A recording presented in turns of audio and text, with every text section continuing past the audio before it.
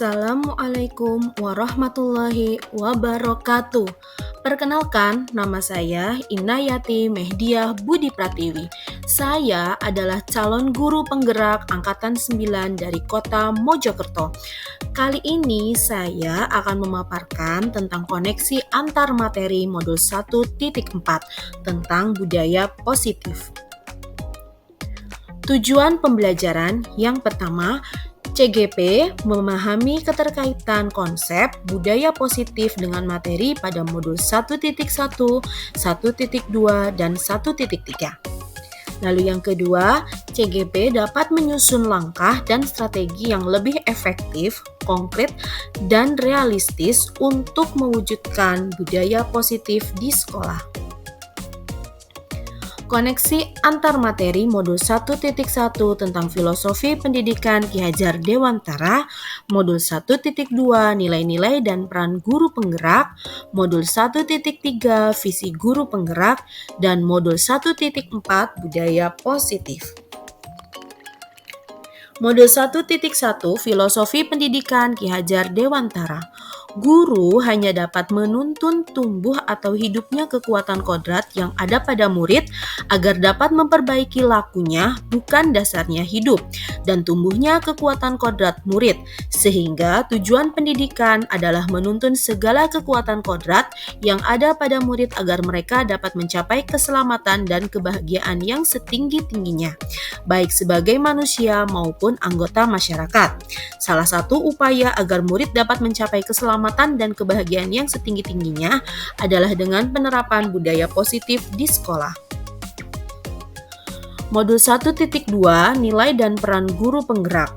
Nilai guru penggerak yang pertama berpihak pada murid, lalu kolaboratif, mandiri, inovatif, dan reflektif. Peran guru penggerak yang pertama memimpin pembelajaran, lalu coach bagi guru lain, mendorong kolaborasi, menggerakkan komunitas praktisi, student agency.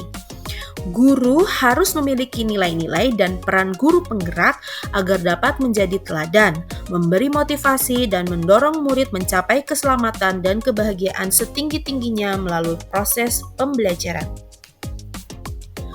Modul 1.3 Visi Guru Penggerak.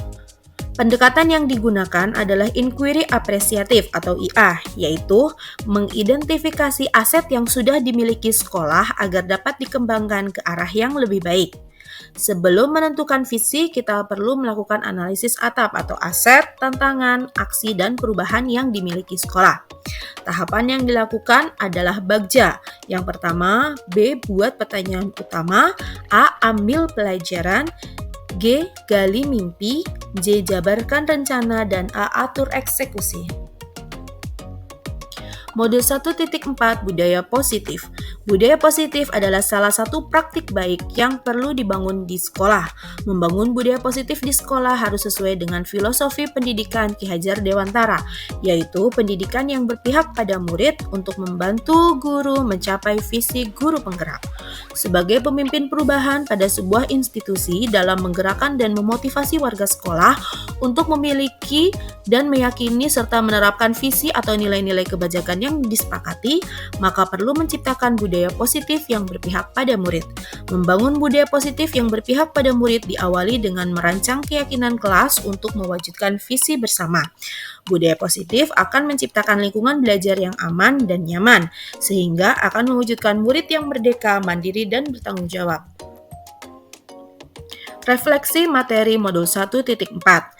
Sejauh mana pemahaman Anda tentang konsep-konsep inti yang telah Anda pelajari di modul ini, yaitu 1. Disiplin positif, 2. Teori kontrol, 3. Teori motivasi, 4. Hukuman dan penghargaan, 5. Posisi kontrol murid, 6. Kebutuhan dasar manusia, 7. Keyakinan kelas, dan 8. Segitiga restitusi.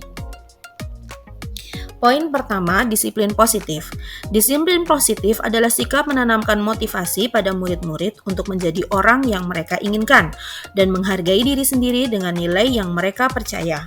Seseorang yang memiliki disiplin diri berarti mereka bisa bertanggung jawab terhadap apa yang dilakukannya karena mereka mendasarkan tindakan mereka pada nilai-nilai kebajikan universal. Sebagai guru, kita berharap murid-murid kita memiliki disiplin diri sehingga mereka bisa berperilaku sesuai dengan nilai-nilai kebajikan universal dan memiliki motivasi internal bukan eksternal. Poin 2, teori kontrol. Melalui serangkaian riset dan berdasarkan pada teori kontrol, Dr. William Glasser-Gossen berkesimpulan ada 5 posisi kontrol yang diterapkan seorang guru dalam melakukan kontrol, yaitu penghukum, merasa bahwa sekolah memerlukan sistem atau alat yang dapat lebih menekan murid-murid lebih dalam lagi, pembuat merasa bersalah, menggunakan keheningan yang membuat orang lain merasa tidak nyaman, bersalah, atau rendah diri. Posisi teman, tidak akan menyakiti murid, namun akan tetap berupaya mengontrol murid melalui hubungan baik atau humor. Pemantau, bersikap berdasarkan pada peraturan-peraturan dan konsekuensi yang berlaku. Lalu posisi kontrol terakhir, manajer, berbuat sesuatu bersama dengan murid, mempersilahkan murid mempertanggungjawabkan perilakunya, mendukung murid agar dapat menemukan solusi atas permasalahannya sendiri. Diharapkan seorang guru mampu menerapkan posisi kontrol sebagai manajer atau minimal pemantau. Poin 3, teori motivasi. Yang pertama, menghindari ketidaknyamanan atau hukuman. Yang kedua, mendapatkan imbalan atau penghargaan dari orang lain. Yang ketiga, menjadi orang yang mereka inginkan dan menghargai diri sendiri dengan nilai-nilai yang mereka percaya. Poin 4, hukuman dan penghargaan. Hukuman bersifat tiba-tiba atau tidak terencana. Murid tidak tahu apa yang akan terjadi dan tidak dilibatkan. Hukuman bersifat satu arah dari pihak guru yang memberikan dan murid hanya menerima suatu hukuman tanpa melalui suatu kesepakatan atau pengarahan dari pihak guru baik sebelum atau sesudahnya. Hukuman yang diberikan bisa berupa fisik maupun psikis. Murid atau anak disakiti oleh suatu perbuatan atau kata-kata. Alfikon mengemukakan baik penghargaan maupun hukuman adalah cara-cara mengontrol perilaku seseorang yang menghancurkan potensi untuk pembelajaran yang sesungguhnya. Menurut Kohn, secara ideal tindakan belajar itu sendiri adalah penghargaan sesungguhnya. Poin 5. Posisi kontrol guru. 1. Menghukum, bersifat menekan murid-murid. 2. Membuat rasa bersalah. Membuat rasa bersalah akan menggunakan keheningan yang membuat orang lain merasa tidak nyaman, bersalah, atau rendah diri. 3. Teman. Kontrol pada posisi ini tidak akan menyakiti murid, namun akan tetap berupaya mengontrol murid melalui persuasi. Pemantau berarti mengawasi. Pada saat kita mengawasi, kita bertanggung jawab atas perilaku orang-orang yang kita awasi. 5. Manajer. Posisi di mana guru berbuat sesuatu bersama dengan murid, mempersilahkan murid dan mempertanggungjawabkan perilakunya, mendukung murid agar dapat menemukan solusi atas permasalahannya sendiri. Posisi kontrol yang paling ideal bagi guru adalah manajer atau minimal sebagai pemantau. Poin 6, kebutuhan dasar manusia. Yang pertama, kebutuhan untuk bertahan hidup atau survival. Yang kedua, kasih sayang dan rasa diterima atau love and belonging. 3. Kebebasan atau freedom. 4. Kesenangan atau fun. 5. Penguasaan atau power. Poin 7, keyakinan kelas. Keyakinan kelas bersifat lebih abstrak daripada peraturan yang lebih rinci dan konkret. Keyakinan kelas berupa pernyataan-pernyataan universal. Pernyataan keyakinan kelas senantiasa dibuat dalam bentuk kalimat positif. Keyakinan kelas hendaknya tidak terlalu banyak sehingga mudah diingat dan dipahami oleh semua warga kelas. Keyakinan kelas sebaiknya sesuatu yang dapat diterapkan di lingkungan tersebut. Semua warga kelas hendaknya ikut berkontribusi dalam pembuatan keyakinan kelas lewat kegiatan curah pendapat.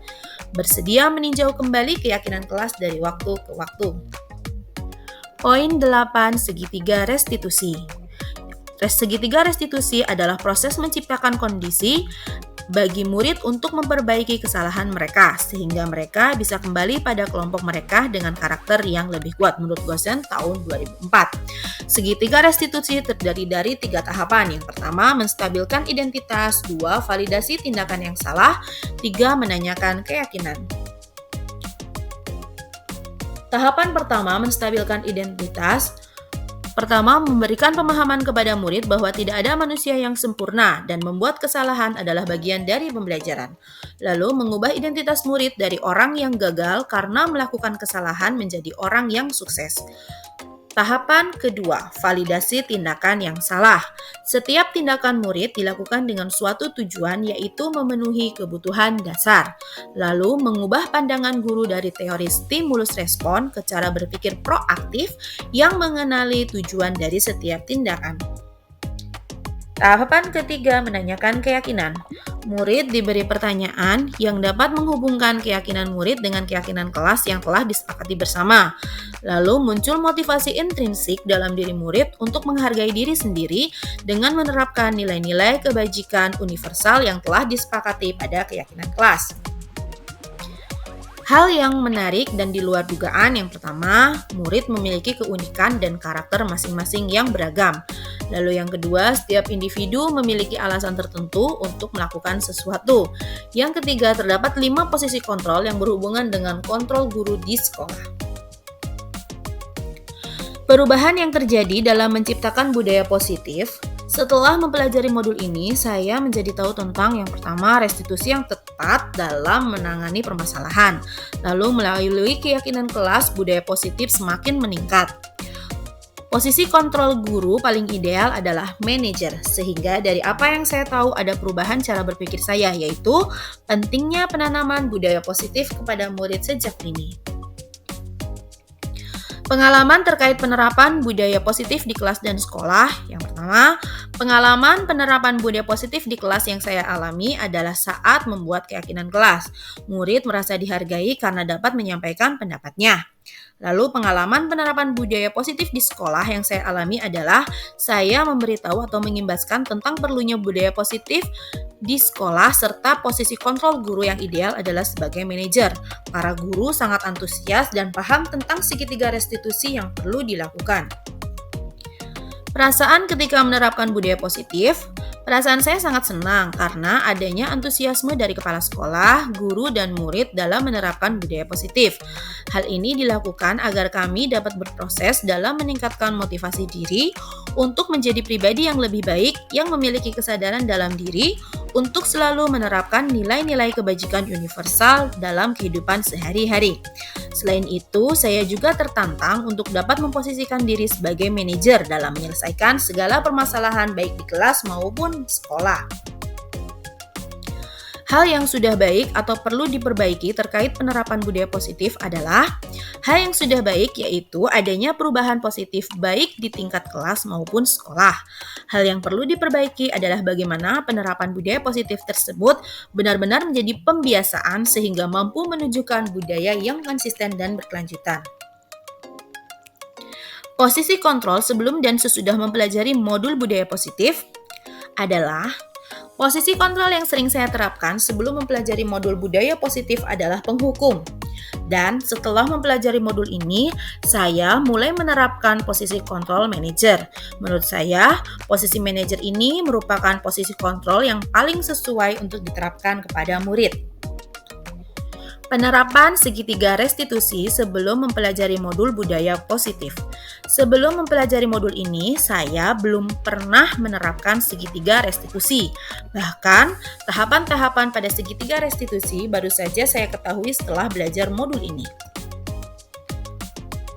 Hal-hal lain yang penting untuk dipelajari dalam proses menciptakan budaya positif baik di lingkungan kelas maupun sekolah adalah hal lain yang menurut saya penting untuk dipelajari dalam proses menciptakan budaya positif baik di lingkungan kelas maupun sekolah adalah cara membangun budaya positif di ekosistem sekolah yang melibatkan seluruh warga sekolah dan cara mengoptimalkan sumber daya yang ada untuk peningkatan mutu pendidikan sekolah.